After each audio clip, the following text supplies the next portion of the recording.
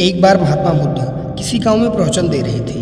वे अपनी बात को समाप्त करते हुए बोले, मानव के दुखों का कारण है स्वयं को किसी से बांधना। जहाँ भी मोह होता है, बंधन होता है, वहाँ दुख स्वयं ही उत्पन्न हो जाता है। अतः अपने बंधनों को जाने और उनसे बाहर निकलने का प्रयास करें। इसके बाद उन्होंने सभी को आशीर्वाद दिया और फिर अपने आश्रम को लौट गए। अगले दिन उनसे एक व्यक्ति मिलने आया। वह बुद्ध को दंडवत करता हुआ बोला, महात्मन, मैंने कल आपका उपदेश सुना। आपकी बातें मेरे हृदय में उतर गई हैं। मैंने अपने सभी बंधनों को तोड़ दिया है, सारी मोह माया को त्याग कर दिया है। अब मैं आपकी शरण में आना चाहता हूँ। उस व्यक्ति की बातें सुनकर बुद्ध मुस्कुराई और धीरे से बोली, मुझे विस्तार से बताओ वत्स, तुम कौन कौन से बंधन तोड़े और किसका मोह त्याग दिया है?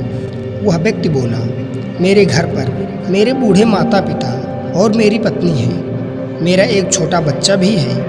मेरी पत्नी बहुत बीमार रहती है। उसके कष्ट देखकर मैं अक्सर सोचता था कि वह मर जाए तो उसके कष्ट दूर हो जाए। उसकी वजह से मैं बहुत दुखी रहता हूँ। लेकिन कल जब मैंने आपका उपदेश सुना तो मेरी समझ में आ गया कि मेरे परिवार से मेरा बंधन मेरे दुखों का कारण है। अगर मैं इसके चक्कर में पड़ा रहूँगा तो कभी भी सत्य को नहीं जान सकूँगा। इसीलिए मैं अपने घर को त्याग कर आपके साथ आया हूँ। बुद्ध ने पूछा, क्या सचमुच सभी बंधनों से मुक्त हो गए हो?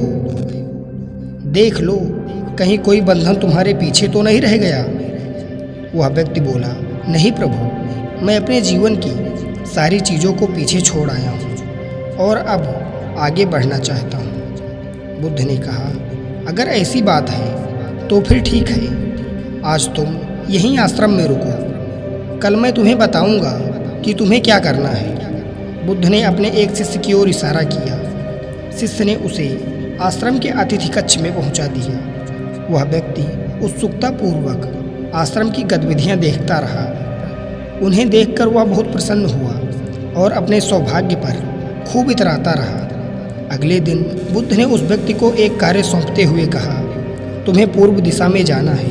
वहाँ पर तुम्हें एक गांव मिलेगा। गांव के बाहर ही एक साधिका का घर है।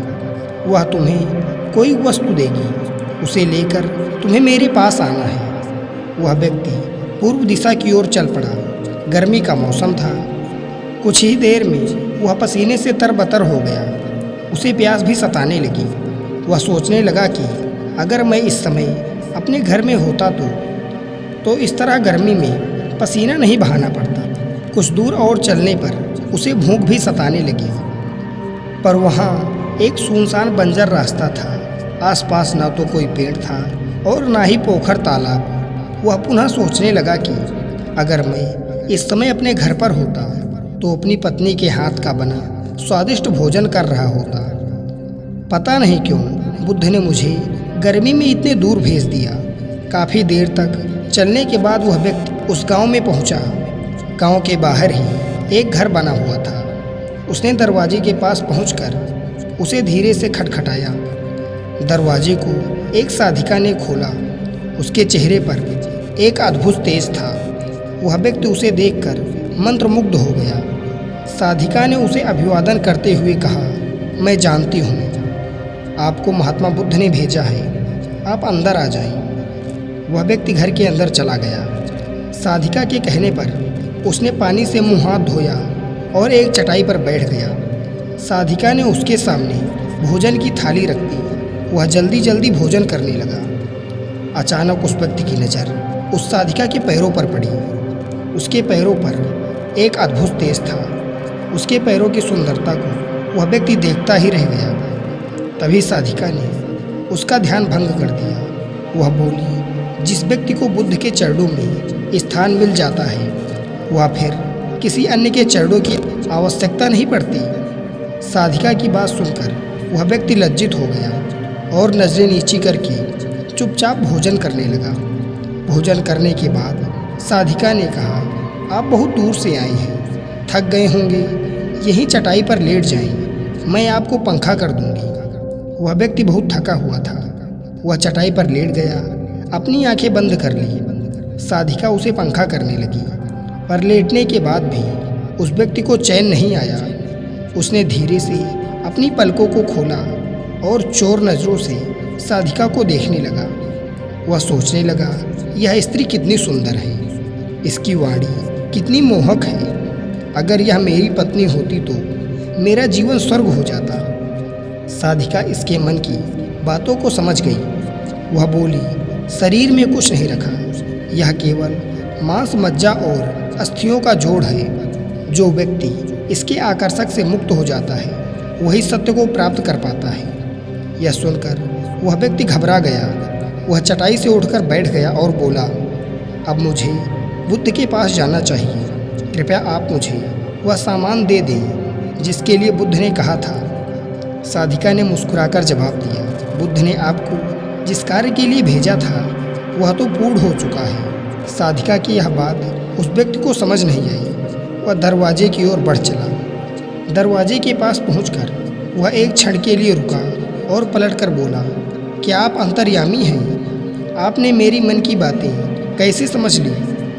वह स्त्री मुस्कुराते हुए बोली, बुद्ध की कृपा से मैं मोह माया से ऊपर उठ चुकी हूँ, इसीलिए भावनाओं से निर्लिप्त हूँ और किसी के चेहरे को देखकर उसके मन के भावों को और विचारों को समझ लेती हूँ। उसकी बातें सुनकर वह व्यक्ति एक बार पुनः लज्जित हुआ और सोचने लगा कि जिस स्त्री ने सच्चे मन से मेरा सत्कार किया, मैं उसके बारे में क्या क्या सोचता रहा। उसके बाद वह बुद्ध के आश्रम की ओर लौट पड़ा। आश्रम में पहुंचकर वह व्यक्ति बुद्ध के चरणों में गिर पड़ा और बोला, महात्मन, मुझे क्षमा कर दें, मैं बहुत बड़ा पापी हूँ। उसकी बात सुनकर बुद्ध मुस्कुराए और बोले, मैंने तुम्हें साधिका के पास इसीलिए भेजा था ताकि तुम अपने आप को देख सको। अब मुझे बताओ, क्या तुम सचमुच मोह और बंधन को त्याग चुके हो? वह व्यक्ति कुछ नहीं बोला।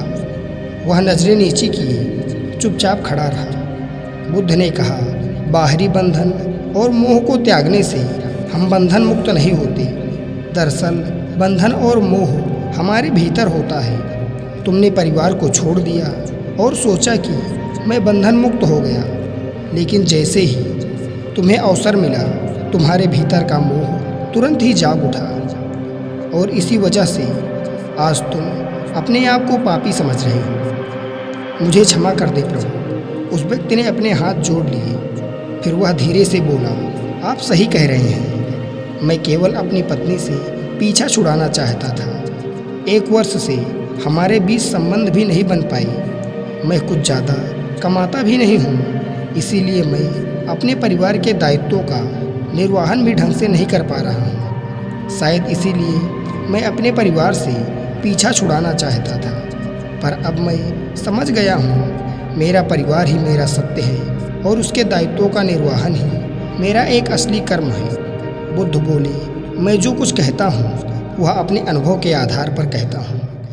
लोग मेरी बातों को सुनते तो हैं, पर वे अपने स्वार्थ के अनुसार ही उसका अर्थ ग्रहण करते हैं। इसीलिए मोह, माया, कामना, इच्छा, वासना और क्रोध को लोग बाहर की ओर खोजते हैं, जबकि यह हमारे भीतर है। हम दूसरों को देखकर तरह तरह की कामना करने लगते हैं। कामना से इच्छा जन्म लेती है, इच्छा से वासना पैदा होती है और वासना की पूर्ति न होने पर हमें क्रोध उत्पन्न होता है। यह सब एक दूसरे से जुड़े हुए हैं। क्रोध के लिए हम सदैव दूसरों को जिम्मेदार ठहराते हैं, जबकि क्रोध का स्रोत हमारे भीतर है। तुम चाहोगे तो क्रोध आएगा, तुम नहीं चाहोगे तो क्रोध नहीं आएगा। इसी तरह बंधन बाहर नहीं होते, हमारे मन में होते हैं। हम मन से ही किसी से बंध जाते हैं और मन के कारण ही हम दुख पाते हैं। लेकिन जो व्यक्ति इन बातों की गहराई तक पहुंच जाता है वह दुख से हमेशा हमेशा के लिए मुक्त हो जाता है। धन्यवाद।